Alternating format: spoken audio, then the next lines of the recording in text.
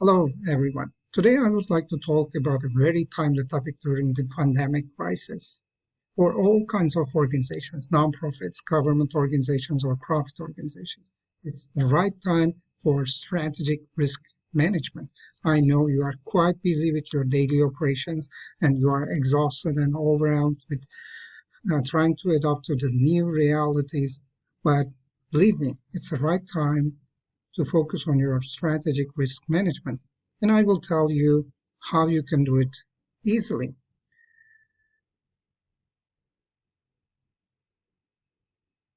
So before the pandemic, it was kind of a easy food for us.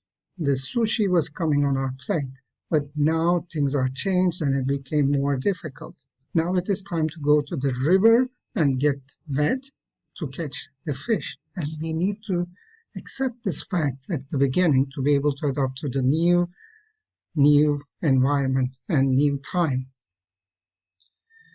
This is a very practical tool that you can utilize for risk management or strategic risk management in your organizations. As you can see, there are three dimensions. The first dimension is the probability, and the second dimension is the impact. And I know you are already familiar with those two parameters.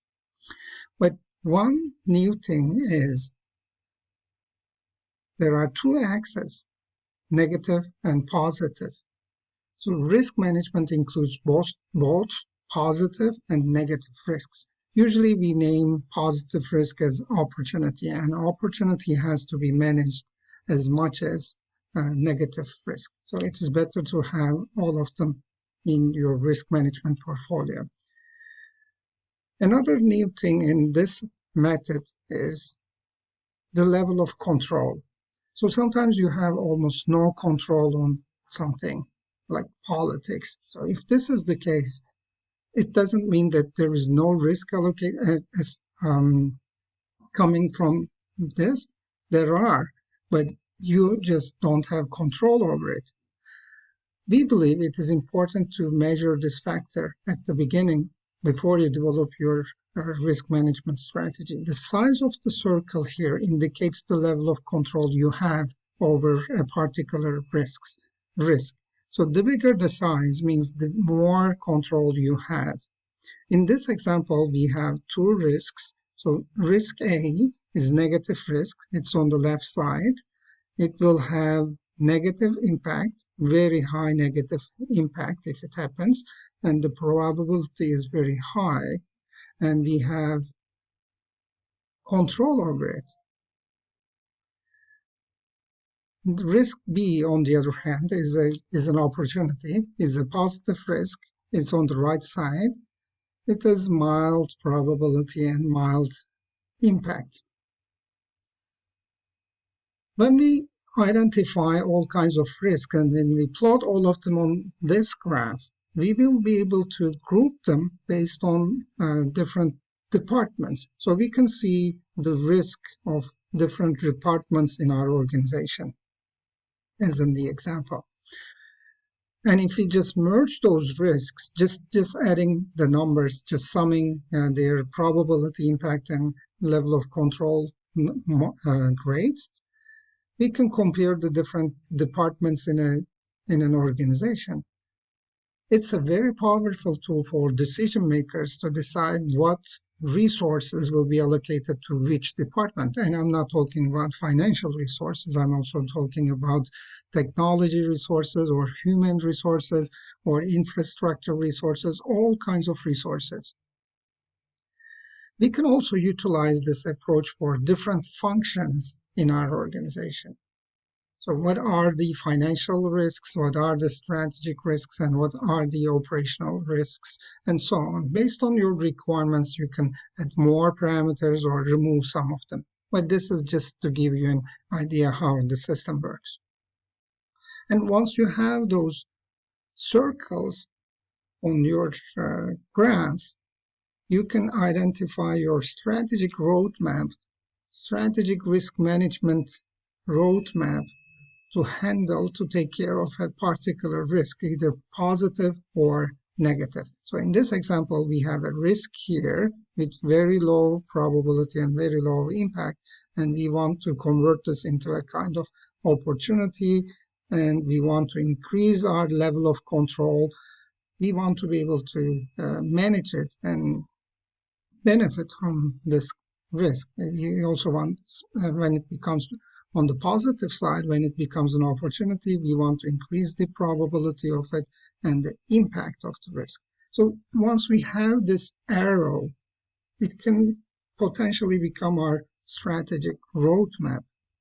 And we can implement this for different functions or different departments in our organization. So every single organization every single department in our organization may have its own strategic risk management roadmap. And when we merge all of them, we will get the strategic risk management roadmap for the whole organization. I know it's a new tool, it's a quantitative tool, but it may be a good idea to give you an example how it works in real life. So this is a generic data, just imaginary data, let's say, and it can give you an idea how you can implement it. Let me show you how. In this particular example, we identified 4 main risk areas: operational, legal, financial, and strategic. And then we identified all kinds of risks that can go under this. And this identification has been done by the decision makers, the managers, and the staff of an organization.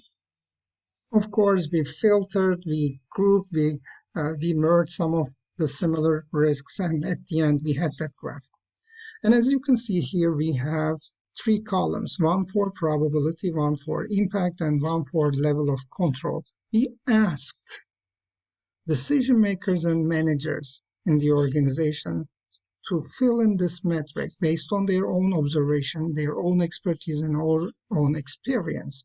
They were supposed to grade all of the cells between 1 and 10. And later on, we collected the data, we took the average, we looked if there are any anomalies, and this is the final data set for the sample organizations we worked together. And then we plot all of them on our chart. In this particular case, all of the risks were on negative sides.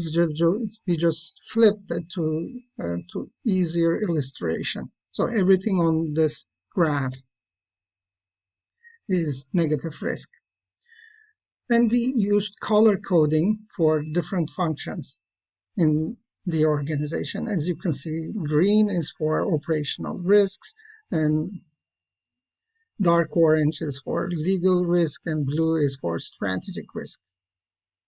And we we identified 14 risk factors. In the next phase, we were able to go through each risk category with the board. It is a powerful decision support system for high level because you can visualize everything on one single graph. And if you want to focus on operational risk, you just filter the others and you can see only the green risks, which are operational risks. And similarly, we had 2 legal risks, and then we had 4 financial risk and 3 strategic risks. And at the end of this process, the board was able to prioritize 3 risks out of 14. We have to do that because we don't have enough resources to take care of 14 risks at the same time. It's not realistic. We need to prioritize. And it was an objective decision because it's based on quantitative data, and I just showed you how simple it is. I hope you will benefit from this presentation, and if you have any further questions, please do not hesitate to contact me. I'm happy to help nonprofit organizations and charities, and Vectors Group is a social enterprise which is passionate about helping your organization. Thank you.